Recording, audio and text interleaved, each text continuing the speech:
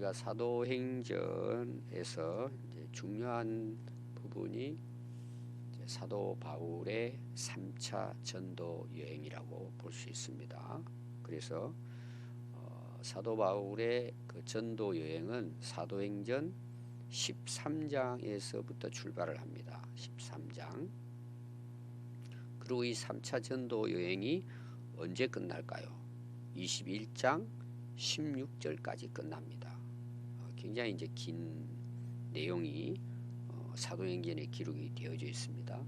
그럼 남은 기간이 이제 오늘 읽은 21장 17절부터 28장 31절 이게 이제 나머지 시간입니다.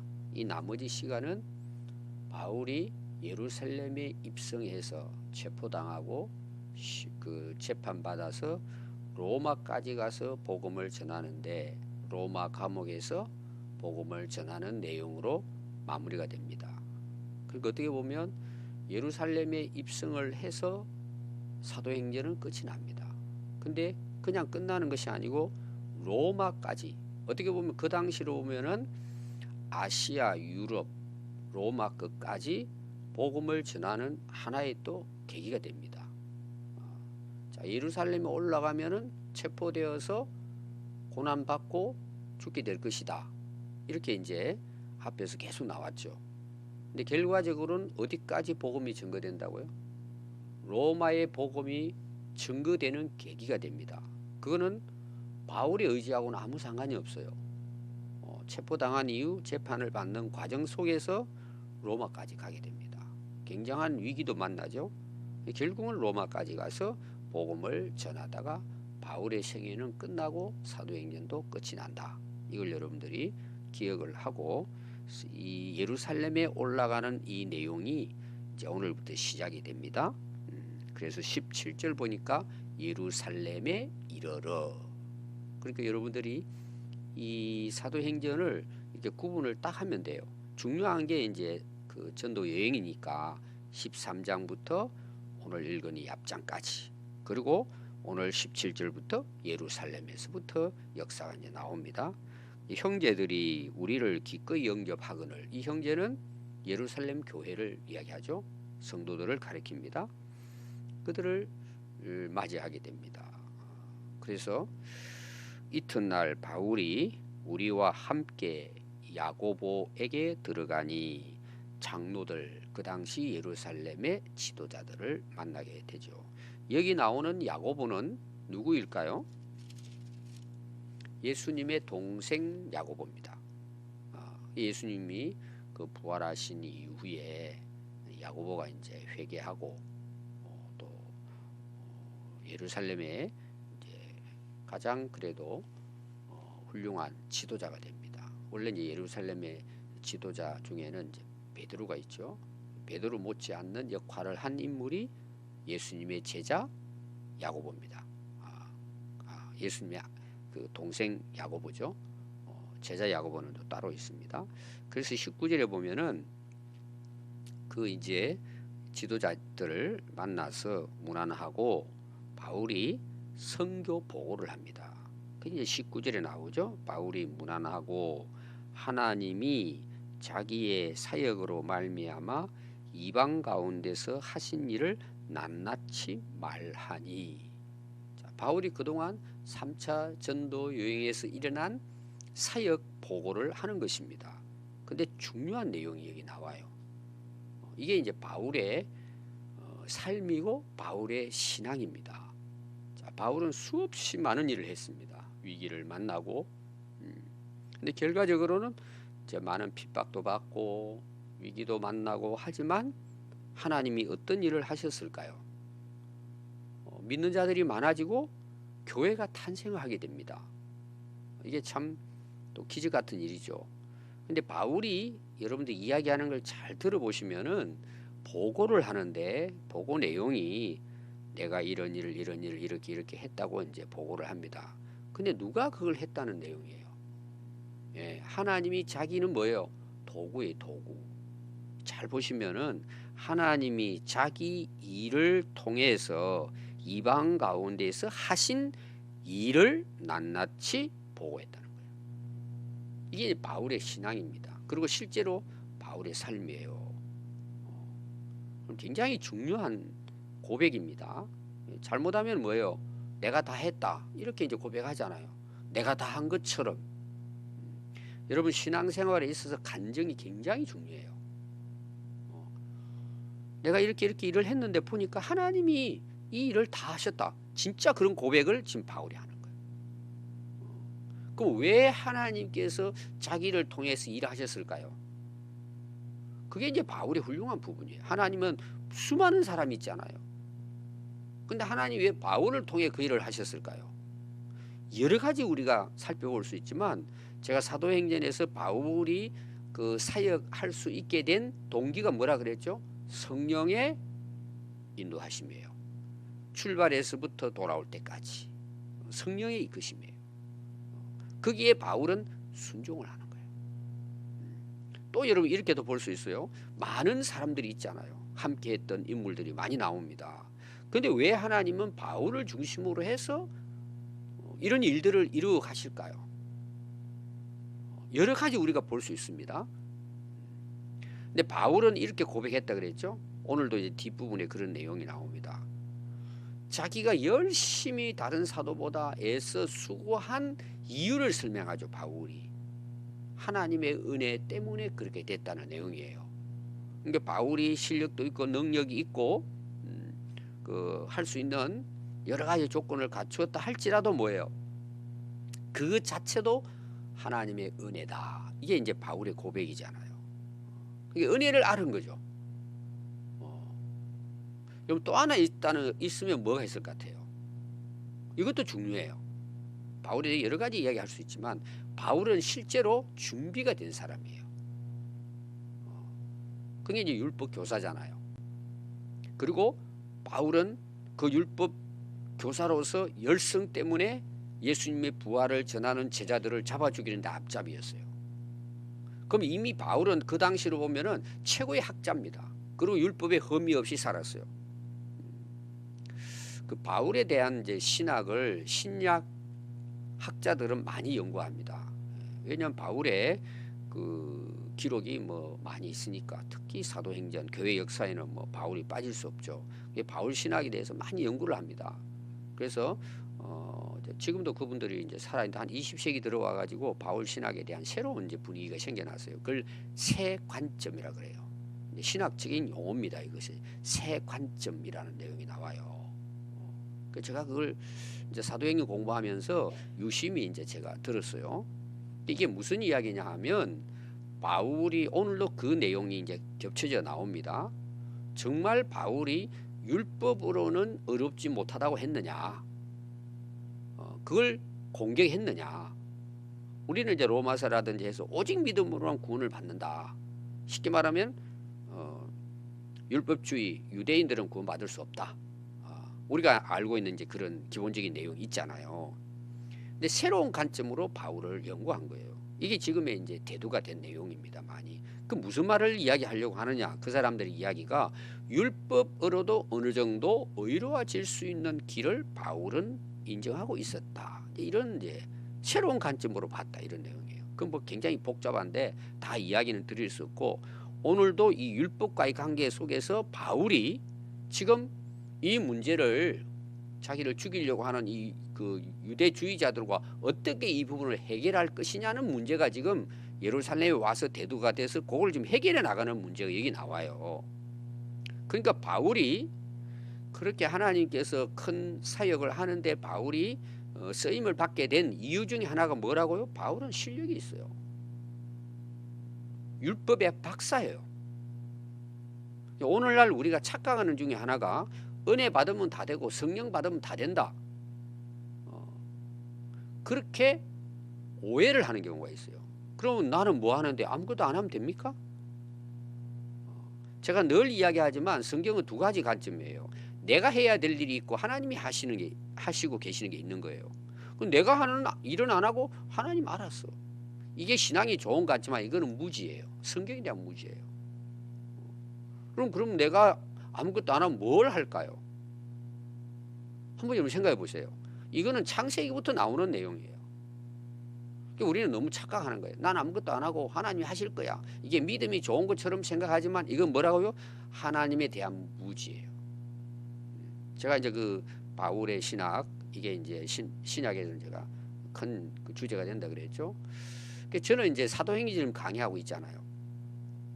난 저 사람들이 학자고 지금 세계적인 학자들입니다. 제가 이름 이야기하면 여러분 찾으면 인터넷 나와요. 저는 이제 제 개인적인 관점일지 몰라도 그들이 정말 사도 바울처럼 복음 전하고 다니느냐는 내용이에요. 그들이 하나님의 일을 하고 있느냐는 내용이에요. 좀 나쁘게 표현하면은 공부 많이 해가지고 돈벌이 하는 거예요. 책도 쓰고. 여러분 그런 그 학적으로 공부하고 굉장히 중요해요. 정리해야 되니까. 자기가 바울 신학의 박사면은 바울을 닮아야 맞잖아요. 나 이런 부분들이 참 마음에 안 들어요. 여러분 이해가 되죠? 그래서 바울이 쓰임받은 것은 제가 오늘 세 가지만 이야기해서 성령에 순종하고, 물론 그 앞에는 부활한 예수님 만난 확신이 있죠. 그리고 이 사역을 하게 된 것은 성령이 인도하는 대로 마게도냐로 가라고 하면 가고, 죽음의 길이라도 가라고 하면 가고, 그리고 은혜가 충만했고 은혜로 했고, 힘들어도 하나는 할 수 있는 능력도 바울은 갖춰 있기 때문에 하나님 쓰시는 거예요. 근데 바울의 고백은 뭐예요? 내가 그렇게 애썼지만 하나님이 나를 통해 그렇게 해 주시다는 거예요. 여러분 그래서 우리가 하는 일에 대해서 이게 이제 이것도 신학적으로 굉장한 그 지금까지 논쟁입니다. 자유의지, 하나님의 전적인 은혜 두 개가 뭐냐, 이게 왔다 갔다 해요. 근데 이거는 다 신학자들의 말장난이고, 내가 해야 될 일이 있고 하나님이 해야 하실 일이 있다는 걸 기억해야 돼요. 근데 실제로 내가 할 수 있는 그것도 누구 때문에 가능한 거예요? 하나님의 은혜 때문에 가능하고. 예를 들어서 바울이 다리가 부러졌다. 어디를 다녀요? 말을 못해요. 어디를 가요? 예를 들어서 병이 들었다. 암이 걸려 들어 누워있다. 어떻게 전도 여행을 다닐 수 있어요? 예를 들면 그런 거예요. 그러니까 우리가 모든 일을 하든지 바울의 고백뿐만 아니라 하나님이 저를 통해서 이 일을 하셨습니다라고 고백을 한단 말이에요. 우리가 이런 믿음이 있어야 된단 말이에요. 확실하게. 이게 첫 번째 중요한 내용이에요.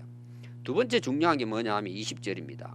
그들이 듣고 하나님께 영광을 돌리며, 예루살렘의 지도자들이에요. 야고보와 비롯해 가지고 그 바울의 이 선교 이야기를 들으니까 막 은혜가 된 거죠. 감동이 된 겁니다. 그러니까 막 여기에 영광을 돌리고라는 말은 쉬운 성경에는 어떻게 번역을 했냐 하면은 하나님을 찬송했다고 나와요.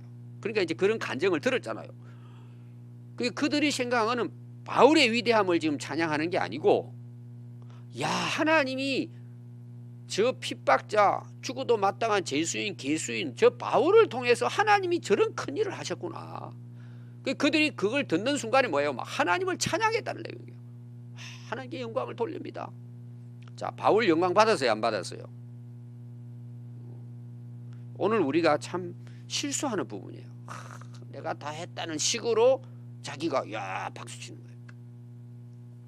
저는 새벽마다 기도하는 게 있어요. 참 하나님과 우리 관계를 봤을 때 우리는 없다고 제가 표현 많이 했죠. 우주 전체를 생각하고 하나님의 우주 만물을 창조한 것.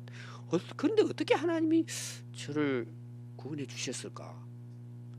이거는 신비예요. 저는 기적이에요. 이게 항상 제가 기도하는 내용, 기도하면서 하나님께 엎드려 기도하는 내용. 내가 아무것도 아니잖아요. 근데 우리는 어떻게 생각해요? 하나님을 뭐 자기들이 뭐 이랬다 저랬다, 뭐 특히 학자들 뭐 훌륭한 학자들도 있습니다. 난도질을 하는 거예요, 하나님에 대해서. 그 신학의 역사를 보면 특히 안 믿는 사람에 대해 말할 것도 없죠. 그러니까 모든 것은 뭐예요? 하나님의 은혜고 모든 결과는 하나님께 영광이에요. 이게 오늘 우리에게 주는 교훈입니다. 왜? 하나님을 알아가기 때문에. 우리가 어떤 위치에 있든지. 제가 이제 그 신학교 1학년 때부터 초창기 때 내가 좋아했던 책이 있었어요. 그 저자가 일본에서는 아마 최고의 기독교 저자일 거예요. 미우라 아야코라고 하는 책을 거의 제가 읽어봤어요. 너무 은혜가 돼가지고 나중에 이제 빙점이라는 책을 가지고 일본 거기에서는 지금은 대상을 받을 정도로. 근데 어제 보니까 그 아내하고 남편의 이야기가 나온 줄거리를 그게 나오길래 제가 읽어봤는데 그 미우라 아이콘은 10년 이상을 알아서 누워 있었거든요. 근데 그 고백이 나오더라고요. 제가 잊어버린 내용인데 그 고백이 뭐냐? 당신 이렇게 아파가지고 그렇게 믿음이 좋은데 너무 들어누가 꼼짝도 못하는 거예요. 그 누워서 어떻게 그걸 견디냐 그랬더니 야 그분 한 말이에요. 내가 이 고난을 당하니까 주님을 더 알게 되더라는 내용이에요. 그러니까 오늘 우리로 표현하면 진짜 이것이 내게는 은혜가 됐다. 그 글이 나오는 거예요. 그래서 우리는 고난을 당하면 어떠죠? 하나님 어디 계시냐 뭐 하시냐 이렇게 우리 나오잖아요. 근데 그걸 본인은 은혜로 받아들이고 그 안에서 주님을 더 깊이 만났다는 고백이에요. 참 대단하더라고 그런 부분들을 보니까. 이 바울도 똑같습니다. 예수님 때문에 막 고난당하고 하지만 뭐예요? 하나님이 하신 일이다. 그러니까 뭐예요? 그것이 듣는 사람들이 하나님께 영광이다. 찬송 돌리자 막 이렇게. 대단하죠? 우리의 삶이 이렇게 돼야 안 되겠습니까? 이게 진짜 하나님 믿는 믿음이죠. 그래서 바울들은 이르되 형제여 그대도 보는 바와 같이 유대인 중에 믿는 자가 수만 명이 예루살렘 교회에 지금 부흥됐다는 내용이에요. 이것도 기적 같은 이야기예요. 핍박 때문에 도망갔잖아요. 다 흩어져 버렸잖아요. 근데 예루살렘 교회가 바울은 외부로 다니면서 땅끝까지 복음은 전했지만 예루살렘 교회는 수만 명이 부흥됐다는 내용이에요. 여러분 이 말씀이 기억납니까? 베드로가 설교했더니 5천 명이 회개하고 돌아오는 일들이 일어났잖아요. 그 핍박 가운데에서도 이 예루살렘 교회는 예루살렘은 다 유대인들이 살잖아요. 부흥됐다는 내용이에요. 그런데 문제가 하나 있어요. 다 율법의 열성을 가진 자라는 거예요. 자, 율법의 열성 중요해요. 근데 이게 무슨 문제냐? 유대교 율법이나 관습을 아직도 완전히 벗어나지 못했다는 걸 이야기하는 거예요. 자, 오늘 우리도 교회 일을 하면서 마찬가지입니다. 내가 예수 믿고 은혜는 받았지만 아직도 우리 안에 뭐예요? 한국의 영성이 남아 있는 거예요. 이런 부분도 우리 안에 뭐 꿈을 꾸면 이런 거 있잖아요. 뭐 오늘 복권 살까? 예를 들면 뭐 이런 어떤 그 간섭들이 있어요. 그리고 그것을 오늘 교회 안에서도 그건 좋은 거야. 왜 그 예수 믿어도 그런 걸 다 부정해? 그래서 제사 문제라도 이런 거 있잖아요. 상당히 많은 사람들이 지금은 더 그런 생각을 하고 있어요. 그러니까 세속적인 거하고 이게 뭐예요? 아직도 이게 구분이 안 되고 섞여 있는 거죠. 그러니까 우리가 신앙생활을 하면서 온전히 바울은 완전히 거기서 벗어난 사람이잖아요. 그래서 바울이 복음을 전했을 때 안디옥 교회가 부흥되고 했을 때에 이 문제가 대두가 됩니다. 바울의 입장에서는 뭐예요? 율법으로 구원받는 것이 아니라 예수님으로. 근데 이제 사람들이 들을 때는 율법 폐기주의자다. 하나님 이름을 모독하고 유대인들을 갖다가 모독하고 이렇게 이제 받아들여 가지고 예루살렘 종교회의가 열리잖아요. 거기서 결론은 뭐예요? 바울이 한 것은 맞다. 쉽게 말하면 할례 안 받아도 예수님으로 구원은 충분하다. 근데 뭘 하지 말라 그랬죠? 안 좋은 관습들이 있잖아요. 거기에서 우상을 숭배한다든지 목매에 있는 거 피채 먹는다든지 음행을 한다든지 이런 부분들은 하지 못하도록 해라. 이게 조서를 만들어 가지고 그걸 편지로 보낸 내용이에요. 오늘 그 내용이 여기 나옵니다. 이 바울을 죽이려고 사람들은 이는 유대인들을 예를 들면은 무시하고 율법을 무시하고 하나님 율법을 배반하고 살아간다. 이러면서 이제 그걸 가지고 죽이려고 한단 말이에요. 예수님 십자가 못 박을 때나 비슷합니다. 그래서 이 야고보라고 하는 지도자가 굉장히 지혜로운 사람이에요. 지금 그 야고보가 이야기하는 내용입니다. 네가 이방에 있는 모든 유대인들을 가르치되 흩어져 있는 유대인들에게 뭘 가르쳤느냐? 모세를 배반하고 모세 율법을 필요 없다고 무시해버리고 아들들에게 할례도 행하지 않고 그 유대인들은 태어난 8일 만에 할례를 받아야 되는데 할례 그거 다 필요 없어. 네가 그렇게 가르치고 또 간섭을 안 지켜도 된다. 이렇게 했다 함을 그들은 다 알고 있다. 너 오면은 죽이려고 지금 계획하고 있다는 거예요. 어찌해야 되겠느냐? 야고보 이제 지도자가 이야기합니다. 필연 그들이 당신 온 거 알 것인데 우리가 말하는 대로 해라. 바울은 지금 세계적인 인물입니다. 야고보가 지금 유대인들 당신 죽이려고 하니까 이거는 그 예루살렘 교회하고도 관련돼, 교회 안에 있는 유대주의자들도 있단 말이에요. 지금 예수는 믿어도 간섭을 지키는. 그래서 이렇게 해라 하고 제안을 합니다. 서원한 네 사람이 우리에게 있다. 지금 서원은 하나님 앞에 충성을 봉사하고 이런데 서원하자, 머리도 깎지 않고 나실인으로 살아가는 지금 그 서원한 자들이 여기 4명이 있는데 그들을 데리고 함께 겔레를 행하고, 이 겔레는 정결, 그 어떤 자기 죄에 대해서 정결하게 하고 하나님께 나가는, 특히 이제 서원한 사람들이 서원을 끝마치고 겔레를 행하는 그런 그 겔레를 해야 되는데 당신이 비용을 대고 머리를 그들 깎게 해라. 머리는 이제 안 깎았으니까 뭐 한 달 동안에 나시를 산다 그러면 머리가 길잖아요. 그럼 이제 끝나고 서약하고 정결 의식을 하고 머리를 깎아야 된다 이 말이에요. 그러면 모든 사람이 그대에 대하여 들은 것을 듣고는 우리가 오해했나? 바울이 율법을 다 지키네? 이 소문이 날 거라는 거예요. 그런 게 아니라는 걸 그들이 인정하게 될 것이니까 그렇게 하는 게 어떻겠냐. 그러면서 25절에 주를 믿는 이방인들, 아까 제가 예루살렘 그 회의에 대한 이야기했죠. 우리가 우상제물, 피, 목매인, 음행을 피할 것을 계리하고 편지하였느니라. 이미 그것은 과거에 한 일이란 말이에요. 바울도 거기에 베드로와 함께 와가지고 바울을 막 죽이려고 하니까 회의에서는 괜찮다. 예수님으로 충분하다. 그러나 좋은 간섭은 따르고 나쁜 간섭은 따르지 않도록 이 공문을 딱 만들어 가지고 바울이 가지고 가서 이제 안디옥 교회에 설명하는 내용이 나오죠. 실제로 바울은 그렇게 지내왔습니다. 근데 바울의 강조점은 뭐예요? 예수 믿으면 구원 받는다는 내용이에요. 이거를 이제 이들은 막 견디지 못하는 거야. 율법을 파기했다는 것처럼 해서 죽이려고 하는 거죠. 한번 생각해 보세요. 바울이 다니는데 복음을 전했는데 허탕을 쳤다 생각해 보세요. 믿는 사람도 없고 또 해당에 들어가 복음을 전하잖아요. 이 유대인들이 다 무시해버리고, 유대인들이 한 사람도 예수 안 믿었다면은 지금 예루살렘 들어갔을 때 유대인들이 뭐라고 생각했을 것 같아요? 신경도 안 써요. 이해가 되시죠? 그건 뭐 아무 의미가 없는 사람이야. 근데 바울이 가는 곳곳마다 복음을 증거하니까 어때요? 막 유대인들이 회개하고 돌아오고 회당장도 돌아오고 믿는 사람들이, 이방인들이 많아지고 교회가 세워지죠 하니까 이 사람들이 열받는 거예요. 참 이게 인간의 마음입니다. 그러니까 뭐 구실은 되지만 실제는 뭐예요? 속으로 질투심이 나는 거죠. 시기심이 생겨나는 거죠. 망해야 맞는데 잘 되니까. 참 이게 우리가 가지고 있는 이 못된 간섭들이에요. 저 사람 잘 되면 뭐예요? 괜히 그 트집 잡는 거 있잖아요. 뭐 자기가 잘났다고. 교회 안에서도 이런 게 있어요. 그래서 저는 좋은 교회가 어떤 교회일까?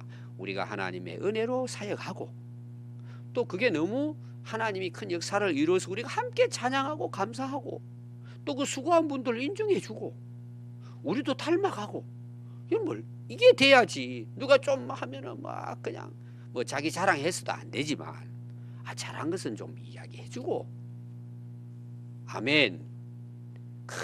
그런데 작은 거 하나 가지고 시기하고 질투하고, 제가 이야기했죠. 교회도 세상이라고 이야기했죠. 제가 어쩔 수 없지만 정말 좋은 교회는 이런 모습이 돼야 된다 말이에요. 우리 교회가 그렇게 돼야 안 되겠어요. 그리고 새신자 오면 아무것도 모르잖아요. 좀 모자라면 이해해주고 잘 이끌어주고 세워주고. 그래서 결론입니다.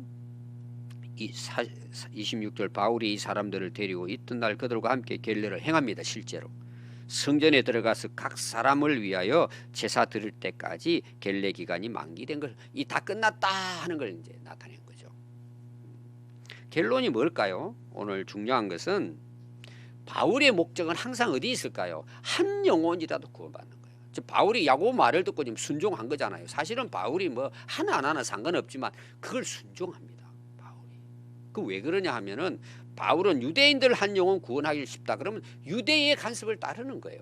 그 따르고 싶어서 아니라, 그리고 그것도 뭐 따르나 안 따르나 중요하잖아요. 또 이방인들이 갔더니 뭐예요? 이방인들의 간섭이 있죠. 그게 뭐 하나님의 법에 어긋나지 않는다면 그 사소한 일들은 그 그냥 인정해주고. 왜? 이방인 한 영혼 구원하는 게 바울은 목적이에요. 여러분 이거는 바울의 선교의 하나의 원리예요. 이걸 여러분 잘 기억해야 됩니다. 오늘 우리가 신앙생활하면서 세상 사람들과 만났을 때도 마찬가지예요. 제가 이제 그 명절 전에 설교했잖아요. 저 예수 안 믿는 사람은 제사 드리는 사람 죽일 놈들이고 마귀 자식들이고 지옥 갈 놈들이야 이렇게 생각하고. 그럼 예수님이 이 땅에 왜 오셨어요? 지옥 갈 이 땅을 다 불러 살라버려야지. 왜 외국에 가서 선교를 해요? 우리가 그게 옳다는 말이 아니라 그걸 인정해 주는 거예요. 그게 좋아서 해주는 게 아니에요. 그들에게 복음을 전해 그 영혼이 구원받으면 어때요? 회개하고 돌아올 거잖아요. 우리가 이 부분을 너무 쉽게 놓쳐버린 거예요. 결론은 뭐예요? 너무 무지하기 때문에.